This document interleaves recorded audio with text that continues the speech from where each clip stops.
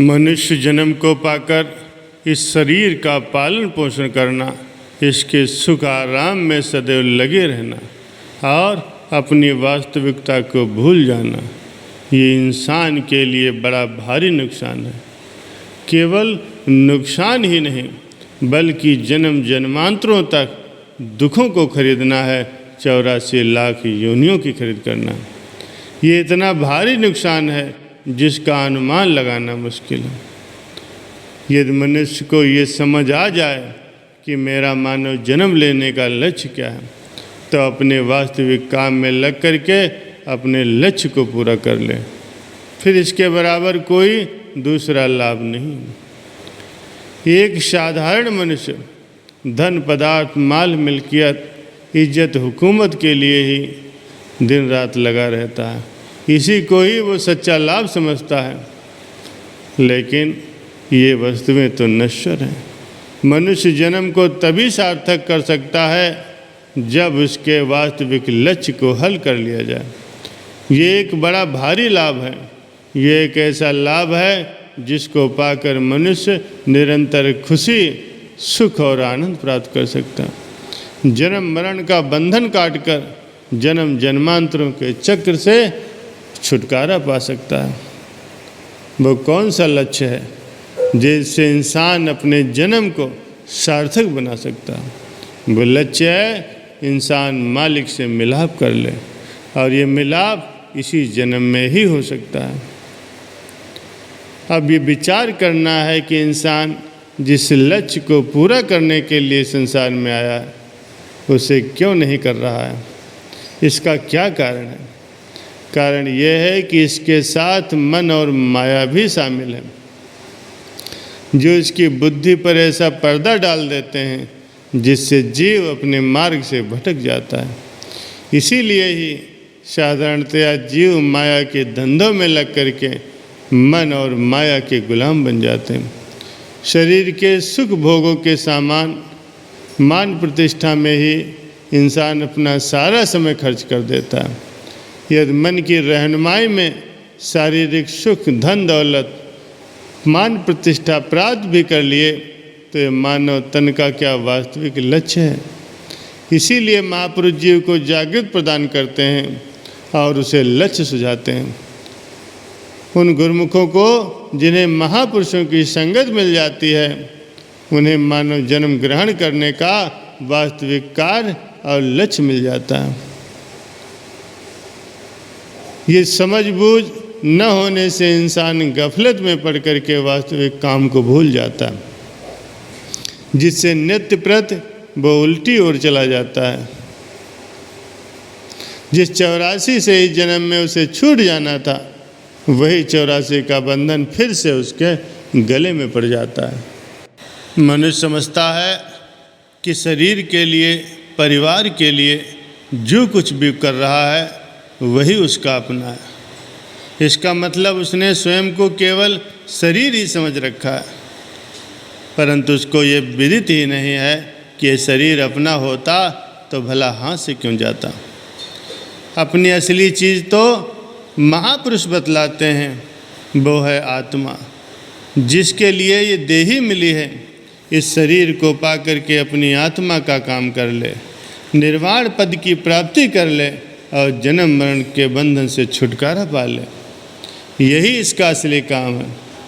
महापुरुष फरमाते हैं कि नर तन पाए यतन कर ऐसा, जिससे वो करतार मिले, ऐसी उत्तम जून पदार्थ फिर नहीं बारंबार मिले।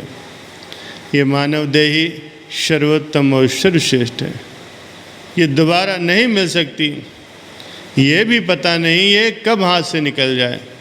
इसीलिए इससे वो काम करो, अर्थात मालिक को प्राप्त करने का काम करो। मालिक को प्राप्त करना और अपने भंडार से मिलाना ही इसका असली काम है, जिसके लिए मानुष देही मिली है। ये 5 भौतिक शरीर तो साथ जाएगा नहीं, यहीं पर रह जाएगा। समय पूरा हो जाने पर ये मिट्टी की ढेरी बन करके रह जाएगा। 5 तत्व अपने अपने तत्वों में मिल जाएंगे। अब इंसान को सोचना है कि किस चीज़ को वो मालिक से मिला है। वो चीज़ इंसान के अंदर ही है, वो है महान शक्ति आत्मा, जिसकी इसको पहचान नहीं।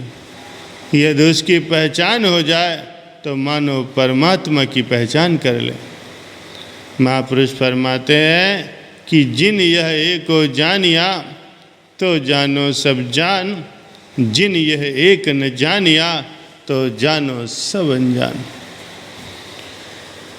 मानव ने भौतिक विद्या अत्यधिक पढ़ी है, फिलासफर बन गया है, कला में प्रवीण हो गया है, विद्वान बन गया। यदि ये ज्ञान अर्थात उसने आत्मा का ज्ञान प्राप्त नहीं किया, आत्मा की पहचान नहीं की, तो समझो कुछ नहीं किया। यदि आत्म विद्या की ज्ञान को जान लिया तो समझो उसने सब कुछ जान लिया। जब सत्य की पहचान हो जाएगी, और उसे सच की पहचान कब होगी?